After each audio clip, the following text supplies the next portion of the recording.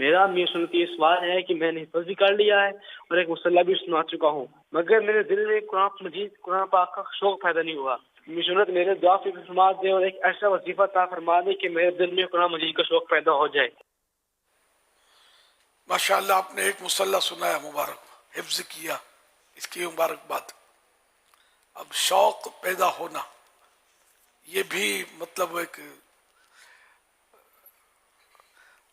آپ کا جذبہ ہے، اور شوق پیدا ہو اس کا درد آپ کے دل میں ہے تو یہ بھی ایک خوش آئند بات ہے۔ اب ایک تو ہے نا کہ بندہ شوق ہو اور پڑھے، دوسرا کہ شوق نہیں ہے پھر بھی اپنے نفس کو مار مور کے اس کو پڑھنے پر، تلاوت پر مجبور کرتا ہے۔ یہ دونوں کے اپنے اپنے مقامات ہیں۔ شوق ہے، مزہ آتا ہے تو بندہ پڑھے جا رہا ہے، اور ایک ہے کہ مزہ نہیں آتا، دل نہیں لگتا، پھر بھی رب کی رضا کی خاطر نفس کو گھسیٹ کر لاتا ہے کہ پڑھتا ہے کہ نہیں، کرتا ہے کہ نہیں تلاوت۔ یہ دونوں مطلب اپنے اپنے طور پر منزلیں ہیں۔ اب خدا جانے ثواب کس میں زیادہ ہے۔ تو اس لیے نفس مانے نہ مانے، تلاوت کرنی ہوتی ہے، درود و سلام پڑھنا ہوتا ہے، ذکر و اذکار کرنے ہوتے ہیں، اور نماز بھی پڑھنی ہوتی ہے، دل ہو یا نہ ہو، نفس کو مجبور کر کے۔ ہمارا حال یہی ہے، ہم لوگ کہاں مطلب ایسے شوقین کہاں ہیں نماز کے، اب فرض ہے تو پڑھ لیتے ہیں، اور کیا ہے، ایسا جذبہ تھوڑی، ایسا جذبہ ہوتا تو اذان سے پہلی سب میں آ کے سر جھکا کے بیٹھے ہوتے۔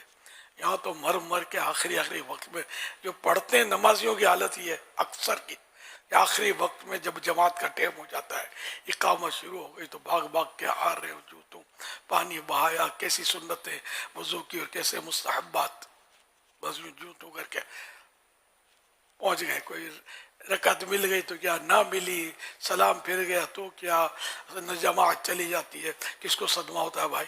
کہاں ہوتا ہے صدمہ؟ پتہ بھی نہیں چلتا، چلے گی تو ٹھیک ہے، ہم اپنی پڑھ لیں گے، یہی ہوتا ہے۔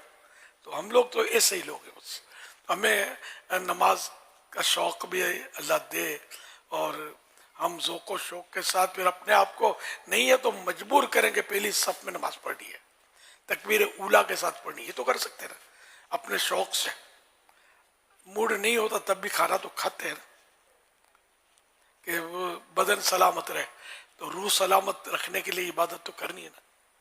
تو آج ہم جذبہ نہیں ہے، جیسے بزرگوں کا بعض ہے، بزرگوں کے اقبال کہ ان کا تلاوت میں دل نہیں لگتا تھا، قرآن پڑھنے کو جی نہیں چاہتا تھا، خشوع نہیں آتا تھا نمازوں میں، تو 20 سال تک انہوں نے محنت کی۔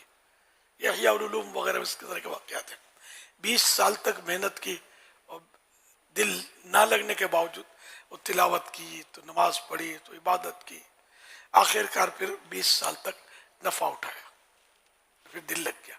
تو آپ بولو راتوں رات کوئی چھو کر دے اور قرآن کا شوق بھی پیدا ہو جائے، اور ہم کو نماز میں خشوع اور خضوع بھی آ جائے، اور ہم ولایت کی ساری منزلیں طے کر لیں، تو یہ تو غوث پاک کی نظر تو کر سکتی ہے ظاہر ہے، لیکن بہرحال جس کو مل جائے۔ صلو علی الحبیب صلی اللہ علی محمد۔